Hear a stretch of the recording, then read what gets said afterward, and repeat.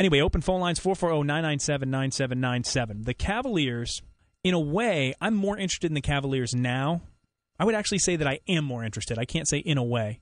I'm more interested in the Cavaliers now because I'm interested in their development, who's going to come out of this project, where are we going to be next year in the draft, how good is Kyrie Irving going to be, what is his ceiling, what guys on the second team coming off the bench are able to compete on a day in and day out basis to take spots from the starters. I mean, these are compelling storylines that we're blue-collar folks.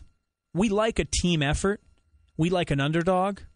We like everybody pulling together for the collective good, and we like the flawed nature of things that they're able to overcome through hard work and, you know, just putting together team sacrifice. And during the LeBron era, I'm going to tell you something. I'm going to hang myself out to dry by saying this, but I rarely watched the Cavs. I became spoiled to some degree. I expected them to win. And to be honest, I would click through SportsCenter, watch the highlights, assume they were going to win, be surprised when they weren't. And now I'm a lot more interested in what happens. I like looking at the box scores. I want to see which guys did what. And to me, it's a more interesting team from that standpoint. Now, there isn't the star power, and we're not as good, so I'm not arguing that point. But there's been a sort of pulling together of the Cleveland Cavaliers community. Last year, obviously, they did a great job of selling out. They had the all-for-one, and everything was sort of it was a situation where it's like after some sort of a disaster happens, everybody comes together and the world is a better place for a while. That's what it felt like. It felt like something, terrible happened to the city, and it did to a certain degree. And we all rallied around that thing, became closer as a city, got one common goal in mind. And when I look at the way that the team is developing, it's exciting to me. There's no prima donnas. There's no superstars. There's no stories leaking out about the way that these players are treating the local media and the workers at the stadium.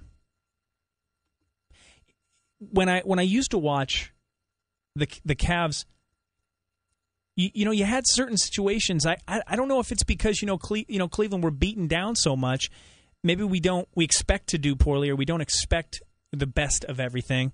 But I liked the fact that the real fans were here when LeBron left versus when LeBron was here, all of a sudden Cavaliers jerseys were in rap videos. Well, I mean, you know what I'm saying? They were a pop culture phenomenon. All of a sudden now you got guys wearing hats in Los Angeles, Cavs hats. That never happened before. And you felt the falseness of all of that. You see a lot of stuff around here because it's our team. But when I've lived in other parts of the country, one of my proudest things to do is wear my Cleveland gear. Absolutely. Because people want to know why you're wearing it. They want to start talking about it. Not to mention there's fans sprinkled all over the country. People get excited about it. Back here you see it all the time, so you kind of just take it for granted. During that time, there were so many fake fans. I think for a small part of my life, I knew what it was like to be a Yankees fan. I knew what it was like to be a Cowboys fan. I knew what it was like to be a Lakers fan. Fraud fans all over the country, wearing something, buying shoes that match the hat, trying to be trendy. It's disgusting. I know today, when I see somebody in a Cavaliers shirt, I instantly can identify them like a secret handshake. They're part of a club. And I am more excited than ever to kind of turn on the game, break down the tape, watch these guys, see what we have, and find out if there's enough talent here for this team to continue to grow and succeed. It's different. It's a totally different feeling. And I'm telling you, if it's because I'm blue collar and this is the part of the country I'm from, and I'm not from LA or Miami, and I have to have the white hot superstars day in and day out, maybe that's what it is. I don't know. Maybe that's why they fit this community so well to me. But they're hardworking. They're overachieving. There's a lot of guys on the team that have to play harder than everybody else in the league in order to keep their spot. And what's great about the Cavs is they got two lines of that. They got 5 starters and 5 bench guys that are basically completely interchangeable. And that keeps everybody honest. It keeps everybody working hard to earn their spots. There's a part of it that really is a beautiful thing. I mean, it's something totally different from what we had before. So, again, I encourage your phone calls, 440-997-9797, as we wrap up the hour. Am I crazy? And before we go into one of the other main arguments, I think we were deluded during the whole LeBron era. Obviously, that time was better for us than it should have been, because the whole entire thing, the whole period of time, was under a cloud of delusion. And that delusion was, look at this guy. He's one of us. He's one of us, and he's getting all the attention in the world. This is great. This is what Cleveland could be. And there was this delusion that something from Cleveland was global and it was so special and it belonged to us. And in reality, it was a fraud. It was a fraud from the very beginning, from the time you found out that LeBron liked Akron but didn't like Cleveland, when those stories started leaking out. From the time that you found out that, his favorite teams growing up were the Yankees, the Bulls, and the Cowboys, and then you go back and look at those eras, it was right when they were good. Then you find out about all that kind of stuff, and you realize how much of a fraud that he was, and how much, we were basically drunk on the date. She wasn't as good looking as we thought. That's what that was. And whatever, wrinkles or flaws that our team has today, it's legit. It belongs to us. It's ours. The players are happy to be here.